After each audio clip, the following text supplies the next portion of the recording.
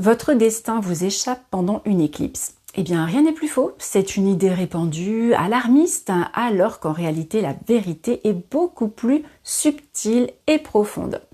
Bonjour, c'est Karen, et aujourd'hui on va comprendre ce qui se joue vraiment lors d'une éclipse.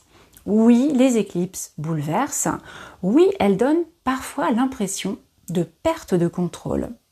Mais est-ce qu'elles nous arrachent vraiment à notre destinée ? Sommes-nous vraiment les jouets du destin dans ces moments-là? Si le destin existe, comment pourrait-il nous échapper?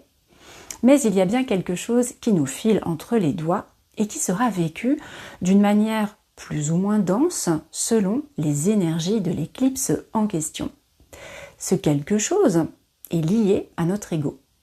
Ce sont nos désirs, nos projections mentales, nos prévisions, nos calculs, nos velléités de contrôle que l'on prend pour la voie à suivre.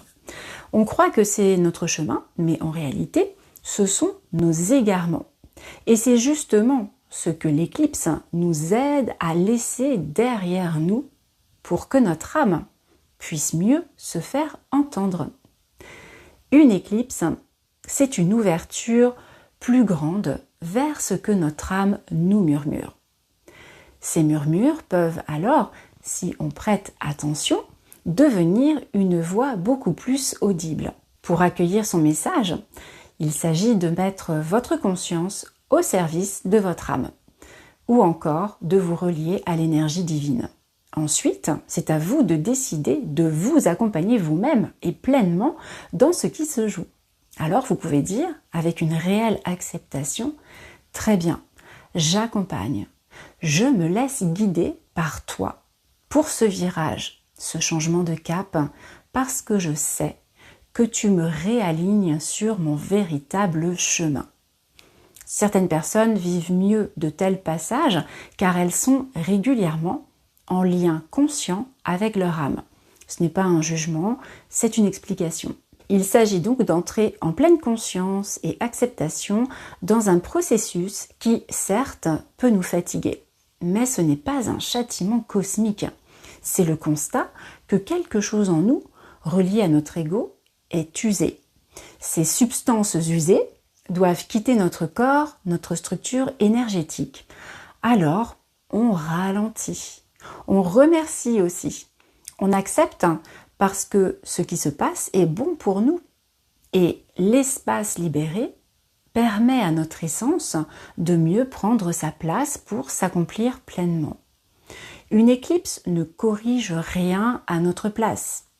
Elle éclaire, elle révèle, et si nous sommes suffisamment conscients, suffisamment réveillés, alors oui, elle nous permet de réajuster notre trajectoire, de reprendre la bonne direction, celle où notre vie retrouve du sens. Et pendant ces passages exigeants parfois, vous pouvez dire ceci: je suis relié à mon âme, qui elle-même est reliée à Dieu. Pendant une éclipse ou à d'autres moments charnières, vous pouvez énoncer cette phrase que j'ai moi-même utilisée comme un véritable bâton de pèlerin à un moment où j'en avais vraiment besoin. Alors je vous l'offre, et si ces mots résonnent pour vous, ils peuvent alors maintenant devenir votre bâton de pèlerin. Mon message touche à sa fin, mais je voulais encore vous partager ceci. Quoi qu'il se passe actuellement, quel que soit le moment où vous vous trouvez, rappelez-vous, ce n'est pas votre destin qui vous quitte, c'est vous qui rejoignez votre destin. Je vous souhaite, ainsi qu'à votre âme, un bel alignement et je vous dis à bientôt pour de nouveaux partages célestes.